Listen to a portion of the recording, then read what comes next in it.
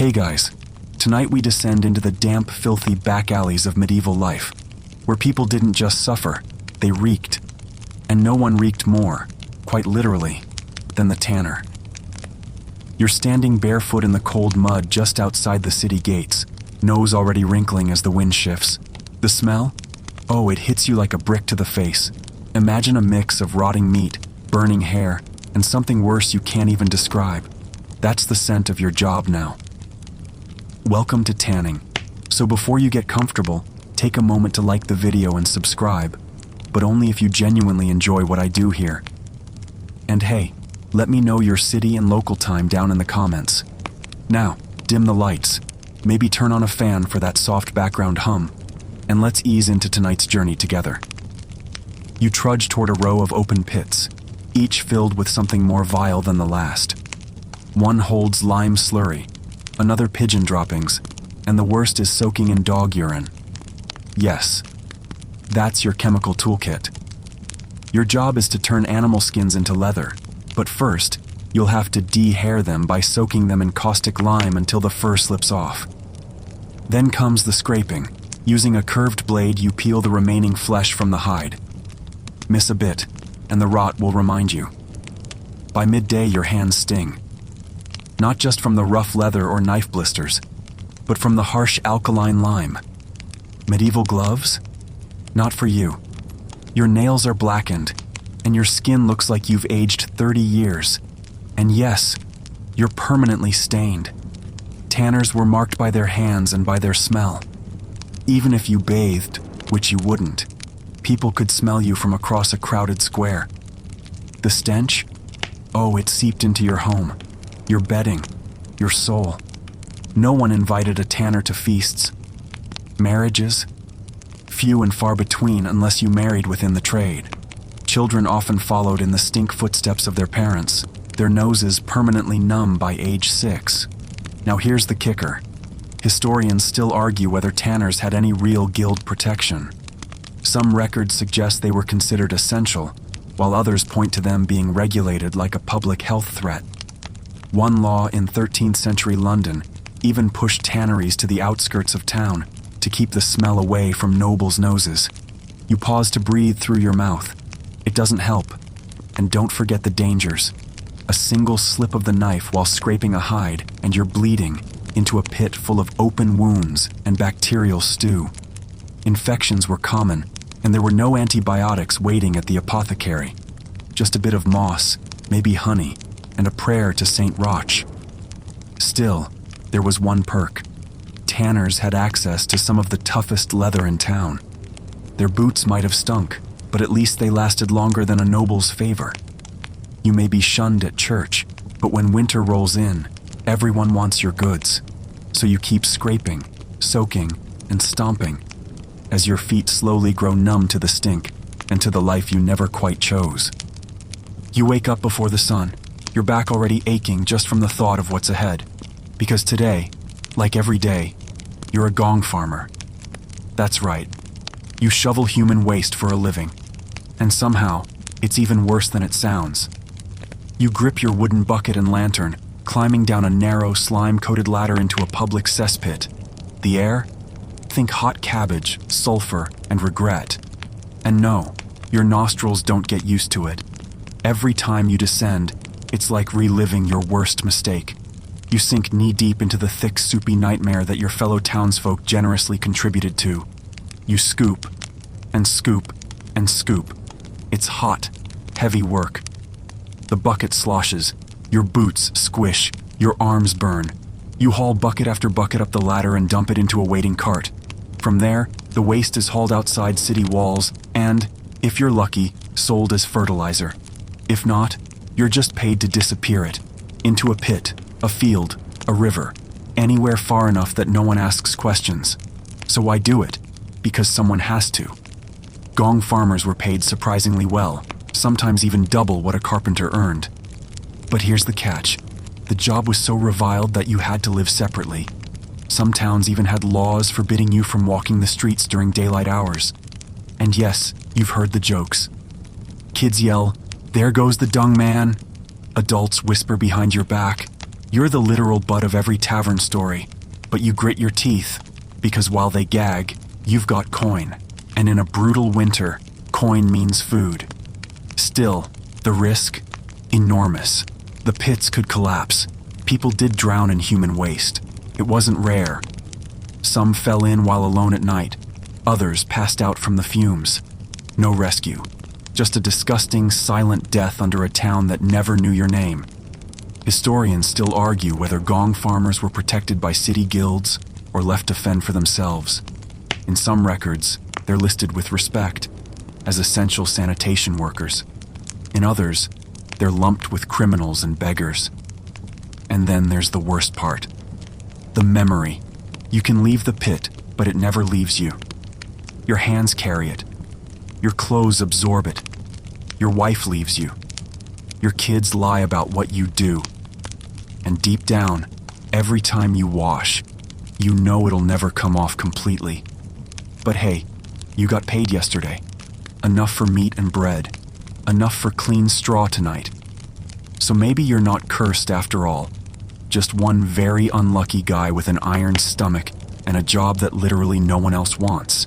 And when you finally lie down, exhausted and sore, you pray it doesn't rain. Because tomorrow's pit, it'll be worse after a storm. Your hands are already blistered, and the sun hasn't even crested the hill yet. You've got a pickaxe in one hand, and in the other, nothing but dread. Because today, like every other cursed day, you're heading into the mouth of the beast, the medieval silver mine. You trudge past twisted timber supports and moldy ropes, descending into the dark where no bird sings and no breeze dares. The tunnel closes around you like a coffin, the air thick with choking dust and the scent of damp earth and blood. You're not even 20, but your lungs already rattle like old parchment. Your job? Smash rock until silver glints back at you, or your bones give out, whichever comes first. Mining sounds noble, maybe even lucrative, but reality? It's backbreaking, soul-crushing, and deeply terrifying. You swing your pick until your shoulders scream. You shovel rubble while rats scurry past your boots. And when the torchlight flickers, you pause. Because you know cave-ins aren't an if, they're a when. 1 minute you're chatting with your friend, the next he's flattened under a beam. You don't even dig him out. Not because you don't care, but because your shift hasn't ended yet. Brutal doesn't begin to cover it. You try not to look up because the ceiling weeps, not tears, acidic groundwater. It drips steadily, eroding supports, rusting your tools, and staining your soul. Your hands, calloused. Your back, bent. Your hope, long gone. You've seen men walk in smiling and limp out pale and coughing, too proud to admit their lungs are filled with stone dust and death. Historians still argue whether these mines were better or worse than Roman ones. Some say medieval miners had slightly more rights, like the right to die with your boots on. Others insist it was worse. Smaller tunnels, worse air, and no slaves to blame the workload on. And the owners? Nobles who sip wine while you inhale poison. The silver funds wars, weddings, and crowns. Your pay? A pittance and a promise you might not live to spend it. You dream of escape sometimes, starting a farm or even just begging on the road. But you wake up under rock again every time. The worst part? The hallucinations. After hours in the dark, you see things, shadows that breathe, voices whispering behind cave walls. You tell yourself it's just the fumes, but deep down, a piece of you starts to believe the mine is alive, hungry, watching. Still, tomorrow you'll go again, because you have to, because someone needs silver for their goblet, their armor, their flashy belt buckle, and that someone sure as hell isn't you. So you grip your pickaxe tighter and pray this won't be the day the mine finally takes what's left of your body, or your mind. You wake to bells clanging. Not church bells, these are sharper, angrier, the kind that summon fire, panic, and pain. You roll off your straw mat, heart already pounding. You're not a soldier, or a knight, or even a miner anymore. You're something. Worse. You're the executioner. Today, like too many others, you're expected to take a life. You pull the hood over your face, Customary, not to protect your identity, everyone already knows, but to protect your soul, or what's left of it. You strap on the thick leather apron still stained from yesterday and grab your tools. The axe, the rope, the short blade for closer jobs. Outside, the crowd buzzes. You know what they expect. Blood, drama, a head rolling into the straw. They come early, like it's a festival. And you're the reluctant host. You weren't always this. Once maybe, a blacksmith's apprentice, or a soldier who saw too much. But eventually, someone noticed your steady hand, and that you didn't flinch. That's all it took. One clean beheading later, and you were appointed. Not promoted. No one brags about this gig. The condemned today is a baker's son. Stole a silver brooch from a noblewoman's chamber pot. Petty crime? Sure, but nobles love their message making. So you were ordered to make it clean. You check the blade. Dull. Of course, they always say they'll send for sharpening, but never do. Maybe it's punishment. Maybe they want to see you struggle. Maybe they think it makes the sentence more earned. You mount the scaffold. The boy's eyes are wide. So is his mother's, down front. You try not to meet them. You never do. You raise the axe and whisper the words you always do. Forgive me. Then you swing. Historians still argue whether executioners were despised or secretly respected. Some towns feared them. Others relied on their grim expertise. One legend says a French hangman once saved a condemned man mid-swing just to make a political point. Another tale speaks of an English headsman who carved intricate runes into his axe to soothe the blade. But let's not romanticize it. Your job is brutal, not just because of what you do, but because of what it does to you. Every face haunts your dreams. Every scream echoes long after the crowd disperses. You descend the scaffold. No one claps. They never do. They'll cheer the swordplay at a joust or the wild dancing at a fair. But you're a ghost. Necessary, but untouchable. You walk home alone. At night, you sit by the fire and scrub your hands until they're raw. But the blood never fully leaves. Not from your skin, not from your memory. You keep a journal, maybe. You draw quiet little pictures of trees, or cats, or your mother's kitchen. Things that feel far away now. You dream of being anything else, even a rat catcher.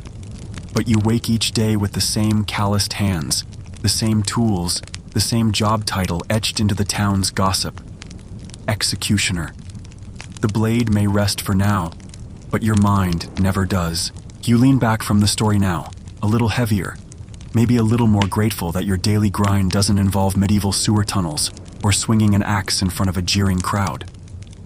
The fire in your imagined hearth crackles low, and the harsh clang of iron and screams fades into the soft hush of nighttime. Whatever job you have today, chances are it doesn't come with plague boils or public floggings. So you let out a long breath.